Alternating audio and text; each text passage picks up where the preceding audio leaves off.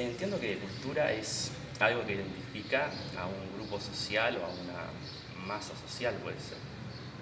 Puede ser también a un país o a una región.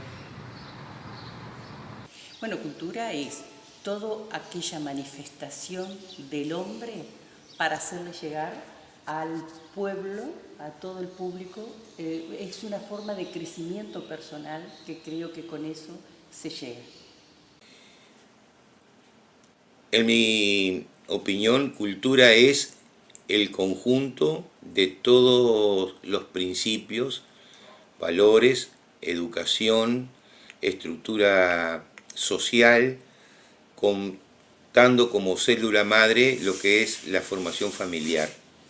¿Sí? A eso podemos agregarle todas las expresiones artísticas, musicales, pictóricas, inclusive las expresiones del acervo popular.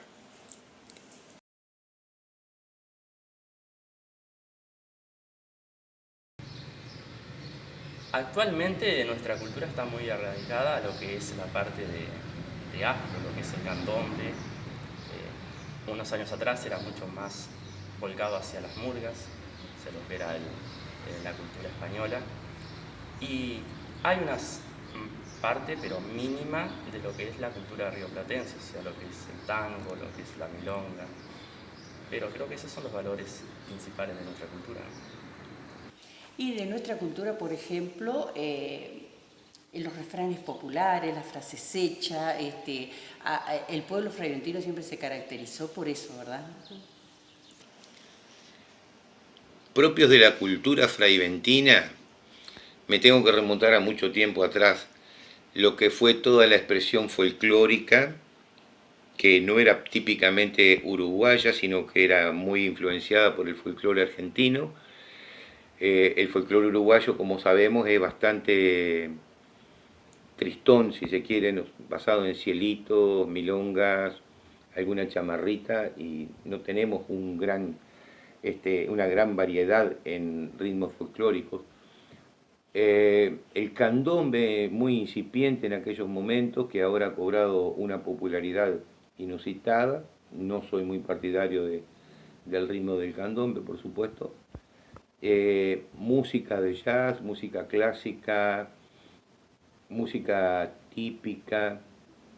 En aquellos momentos eran grandes valores. El canto coral tenía gran importancia. Fraiventos fue una sociedad que tuvo muchas agrupaciones corales, polifónicas. La murga, la típica murga de la década de los años 40, 50, 60, era típica de la cultura nuestra. Tuvimos grandes pintores, Fraiventos, aunque parezca algo inusitado, hubo gente muy destacada en las artes plásticas, escritores, en fin. Esa es la parte que yo más valoro de lo que fue la idiosincrasia y el acervo cultural fraiventino.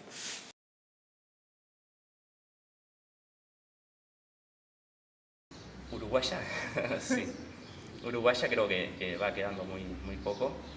Eh, Todos los cambios que se han llevado a cabo a través del siglo XIX-XX han transformado nuestra cultura.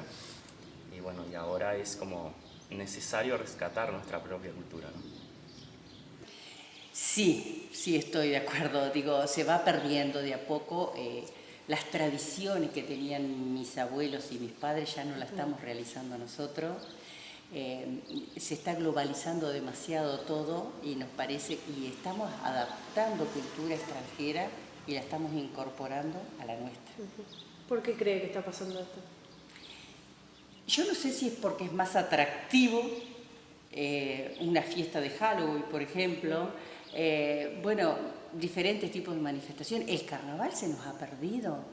Nuestro carnaval era el carnaval del mascarito que salía disfrazado. Ahora aquí solamente tenemos comparsas, que tampoco es nuestro, es foráneo, traído de otros lados.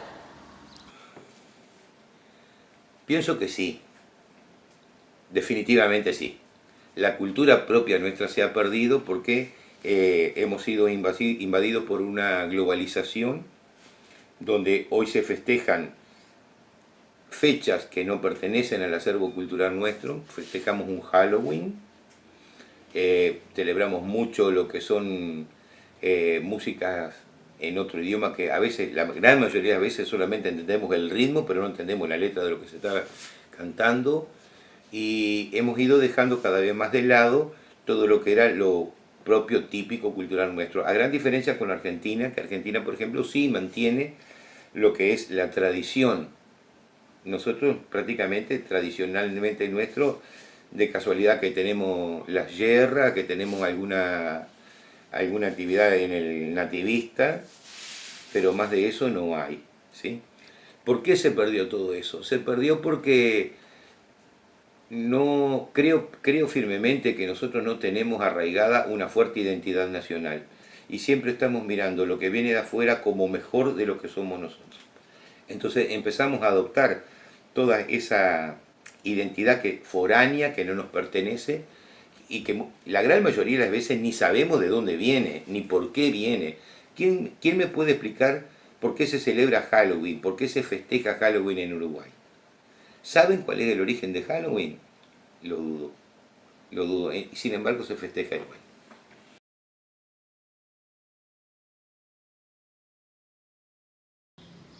Conservar creo que es conservable todo, porque nos ayuda a identificarnos en el medio, en nuestro territorio y en el mundo.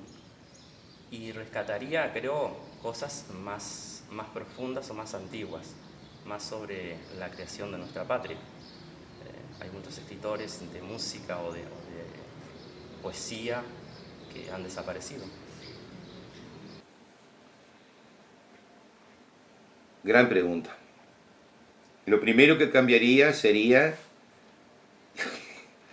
todo el sistema educativo nacional, en todo el orden, desde la primaria hasta la terciaria. Nosotros hemos venido perdiendo una gran cantidad de puestos de lo que fue el nivel de la educación uruguaya hasta los años 70 a lo que es hoy en día reconocida mundialmente. Hemos descendido muchísimos lugares. Honestamente, si bien hay casos muy escasos que aparece que algún joven destaca en una olimpiada de matemáticas o de química, o inclusive un joven fragmentino que fue hasta la NASA, eso es una excepción muy esporádica, no es una constante, no es una expresión que se dé con más asiduidad. Yo comparo el nivel educativo que tuve yo en la época que me estaba formando en la escuela, en secundaria, con el nivel que sale hoy, y me asombra, pero me asombra muy mal. Nosotros tercer año de escuela le decían el puente del burro, porque ahí si ya tenía falta de ortografía no podía pasar a cuarto. Hoy los jóvenes escriban no con falta sino con delitos de ortografía. Tendrían que procesarlos con prisión por la forma como escriben. No sé si me explico, ¿ah? Pero quiero ser claro. Y más que nada me resulta muy indignante, lamentable, que se promueva esa forma de mediocrización general. ¿Ah? No comparto, me quedo con el viejo plan 41, el plan Dalton, donde yo me formé en secundaria, con 12 asignaturas, con la carga horaria que tenía, que no teníamos internet, no teníamos materiales online, que teníamos que cargar con tremendos libros de texto, pero salíamos con otro nivel diferente. Para que tengan una idea, cuando termino sexto año de primaria, en 1967, sacábamos raíz cuadrada a lápiz. Yo desafío a cualquier estudiante de sexto a que me haga una raíz cuadrada a lápiz dejando de lado la calculadora hoy. Nada más.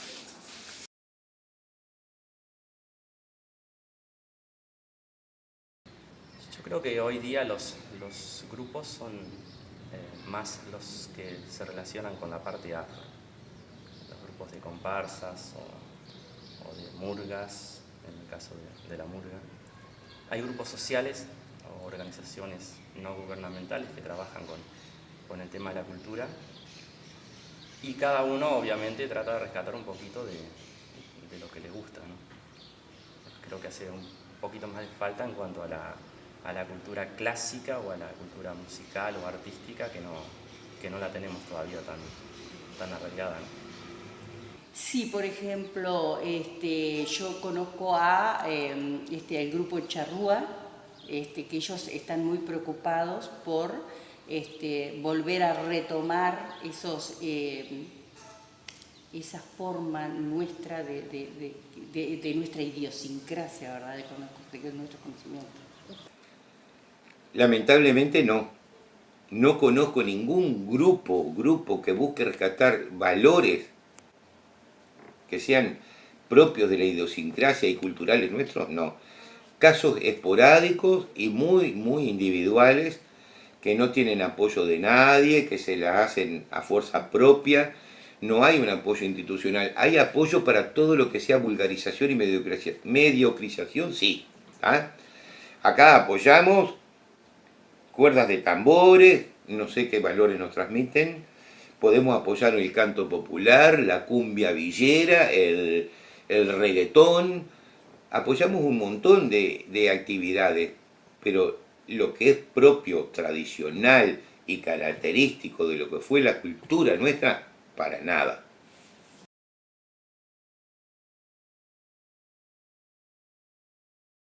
Wow, el anglo es como una identidad de nuestra ciudad. Creo que esa fue la ventana al mundo de nuestro país. Bueno, el anglo, mi padre trabajó 31 años en el anglo. Fray Bentos creció en base al anglo. Nosotros vivimos, crecimos, nos alimentamos, estudiamos gracias al anglo. Es fundamental para Fray Bentos. En el mundo nos conocen por el anglo. El anglo. El anglo significa, primero, a ver, vamos a interpretar bien. Ustedes se están refiriendo al frigorífico, no a la etapa anglo. El frigorífico tuvo una base que es alemana y que durante 68 años estuvo en propiedad de los alemanes. Desde 1863 hasta 1922 fue propiedad alemana. Tanto que así que el anglo ni siquiera puso un ladrillo de lo que hoy vemos ahí. Todo lo que hay ahí fue hecho por alemanes. La primera planta de energía eléctrica de todo el Uruguay, la primera planta de agua potabilizadora de todo el Uruguay fue el frigorífico Liebig.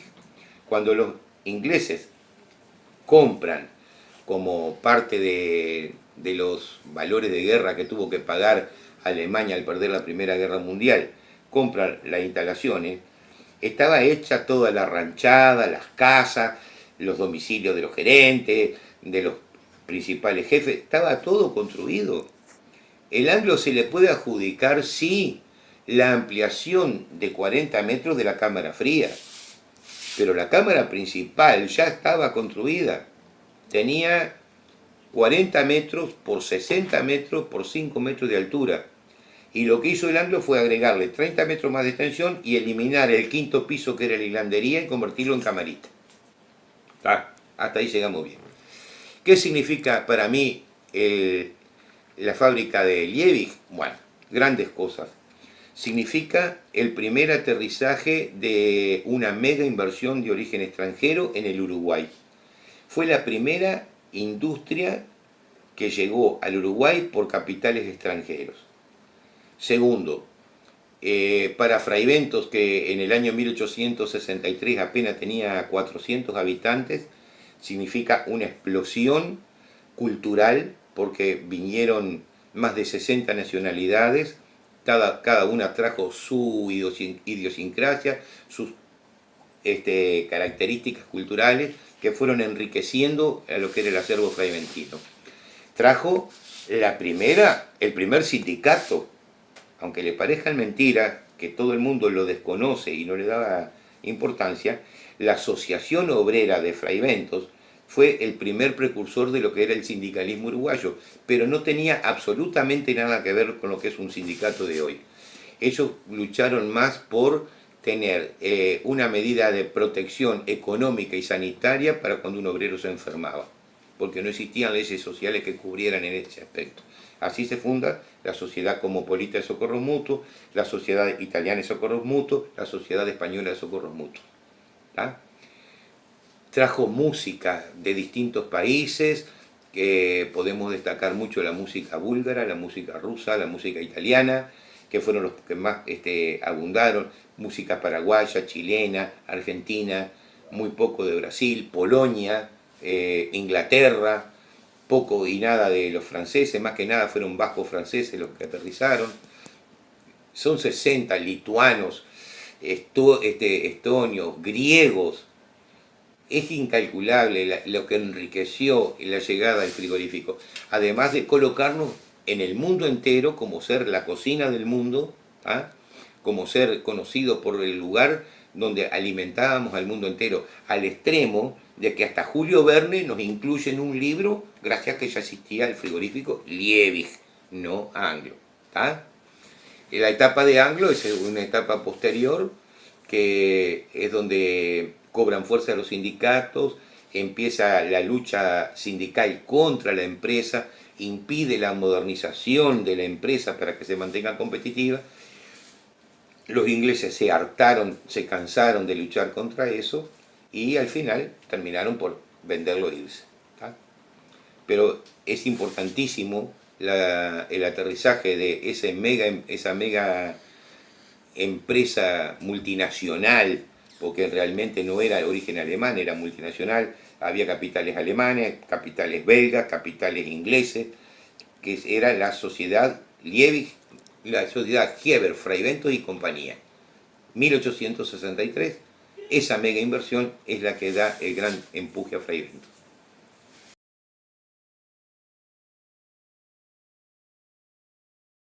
Creo que tiene un papel muy importante en eso. Freyventos antes del Anglo era una villa y después del Anglo fue creciendo. Ellos fueron apostando a la construcción de edificios o también fueron construyendo nuevas sociedades o pequeñas sociedades dentro de la sociedad uruguaya o freyventina, y eso fue una parte importante para el crecimiento de nuestra ciudad. Sí, totalmente, totalmente. Es decir, Freyventos creció en base al Anglo. La gente que venía de todas partes del mundo venía a trabajar al Anglo. Entonces la ciudad se fue extendiendo, extendiendo, extendiendo, gracias a esa gente, esos extranjeros que vinieron, ese crisol de raza, nosotros somos consecuencia de ese crisol de raza. Por lo tanto, considero que es fundamental para el crecimiento del Freyventos del Anglo.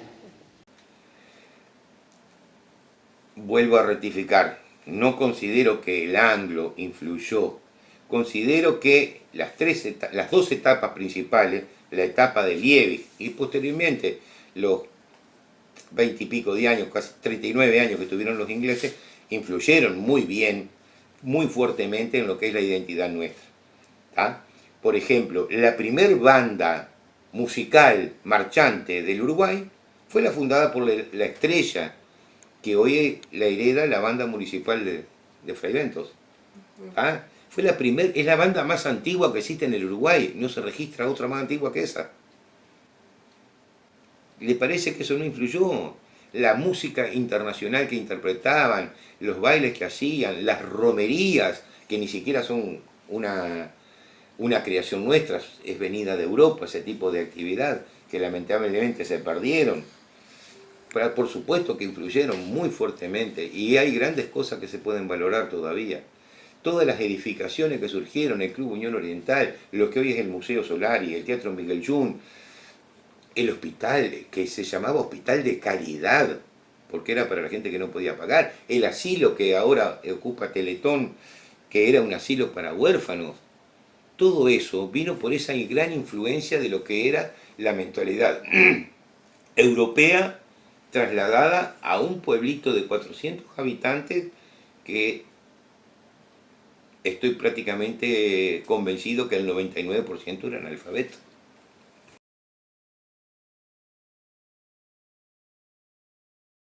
Sí, muy cerca, no tanto, pero sí por intermedio de lo que fue las historias que me fueron contando mis padres. Mi padre, cuando era adolescente, trabajaba para eso, esa gran empresa que era el Anglo en ese entonces, ¿no?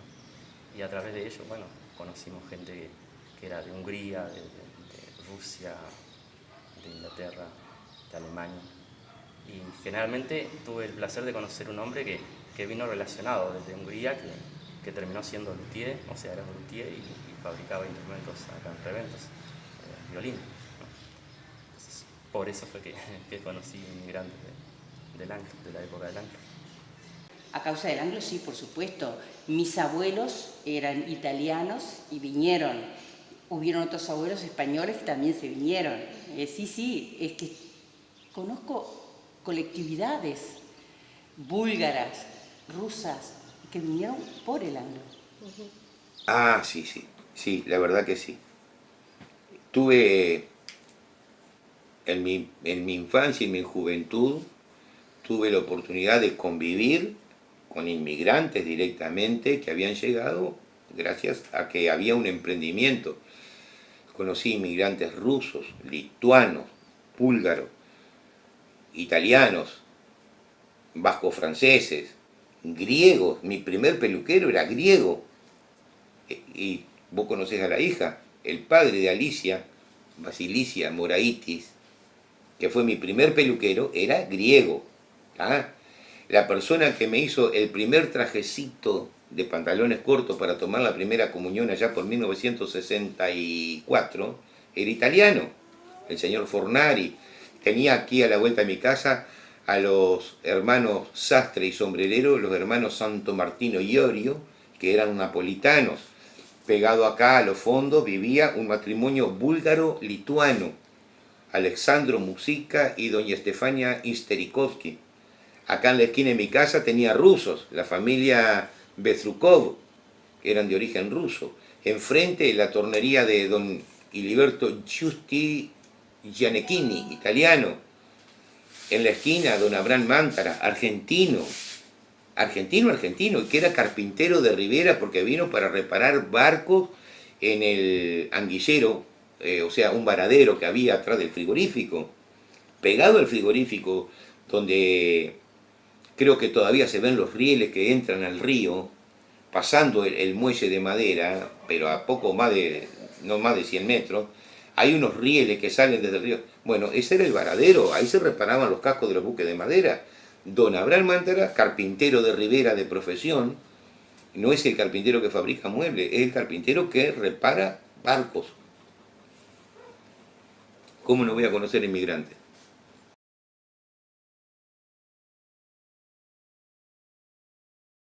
No, creo que no. O sea, en aquel entonces me imagino una sociedad pequeña, una población pequeña, y la llegada de una fábrica de esa magnitud como el Anglo provocó un impacto masivo.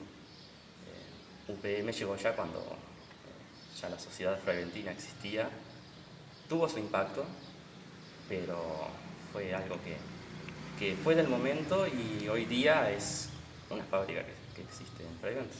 El Anglo hoy día sigue siendo el Anglo. Lo que pasa es que son dos cosas totalmente diferentes. En el Anglo trabajaban hasta 5.000 personas llegaron a trabajar. Desde acá salió la alimentación prácticamente para todo el mundo durante la Segunda Guerra Mundial. UPM son 300 personas que están trabajando con una tecnología que no necesita tanta gente. No es lo mismo. No, para nada. No, definitivamente no. A ver, cuando llega el emprendimiento de la sociedad Gieber, Freventos y compañía, los propietarios de la empresa tenían un amplísimo sentido solidario, humanitario y cultural. Tanto es así que promueven la escuela para todos los niños de los obreros, no era para los niños de la clase dirigente de la empresa. La escuela número 3 del Anglo fue fundada para todos los hijos de los obreros. Inclusive la fábrica llegaba a destacar el niño que se destacaba en sus estudios, le pagaba la cuota para ir al liceo, que era privado, en aquel momento era el Colegio Mino, que estaba emplazado frente a la plaza donde hoy es la Junta Departamental, ¿sí? Pero la fábrica le pagaba la cuota porque ese niño valía la pena educarlo, se había esforzado, se había esmerado, tenía capacidad y valía la pena que continuara estudiando. Premiaba después con empleo a la gente que se esforzaba en superarse en el trabajo y se esforzaba en superarse personalmente estudiando. UPM hoy, a pesar de que hay una fundación, la Fundación UPM, que trata de ayudar a emprendimientos locales, no ha, en sus 8 años que lleva, 9 años que lleva, no ha tenido el impacto que tuvo lo que fue la Liebig y que posteriormente lo continuó en algo la Anglo.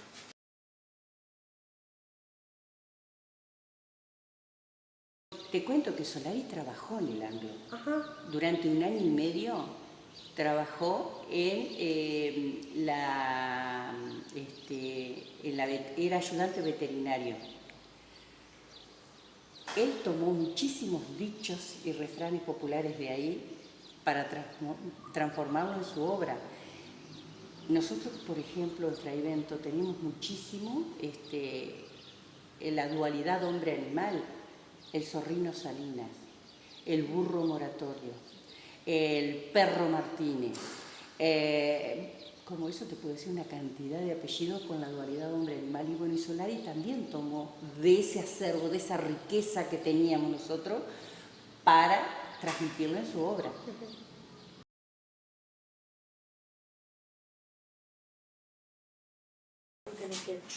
Cuando yo era un escolar, era normal que ya en ese tiempo era Anglo, nos llevaran a recorrer la fábrica en plena producción.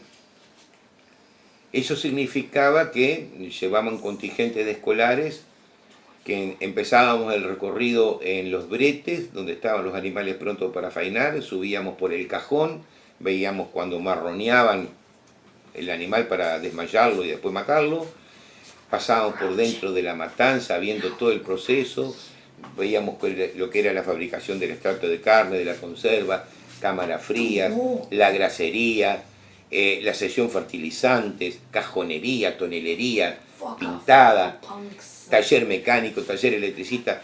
La fábrica en sí era una ciudad dentro de la ciudad donde la fábrica misma producía todo lo que la fábrica necesitaba, hasta los repuestos. Allí no se salía a comprar un repuesto de una máquina que se había roto, se fabricaban los talleres del Anglo, de la fábrica misma tenía talleres y fabricaba los repuestos. Llegó a tener 2 turbinas eléctricas para producir electricidad que el sindicato la rompió a marronazos. ¿Ah? No podía modernizarse porque iban a quedar 4 o 5 obreros sin trabajo. ¿Ah? Cuando se trajeron las máquinas para cuerear, que eran hidráulicas con puños que sacaban el cuero de vacuno sin hacerle ni un corte, tampoco lo permitieron instalar porque quedaban 8 obreros sin trabajo, que eran los matambreros. Matambrero no es el que saca el matambre, matambrero era el oficio de que cuereaba la vaca sin hacerle ni un cortecito, porque ese cuero se tenía que vender después. Nosotros conocíamos eso. Inclusive me acuerdo que era maravilloso ver, a pesar del olor asqueroso que salía de la sesión fertilizante, cómo se fabricaba harina de sangre, harina de huesos, para venderlo como fertilizante. Las canchadas de huesos secándose al sol para después pasar por el molino y convertirlas en harina de hueso. Me acuerdo de la última vez que hice ese recorrido siendo niño, y eso fue allá por 1966, 67 quizás. Y después en 1975, cuando ingresé a trabajar como empleado de la fábrica, ver que todo aquello se mantenía, me sacó más de una lágrima, más recordando de que 3 generaciones de mi familia, desde mi abuelo hasta mí, habíamos trabajado ahí adentro.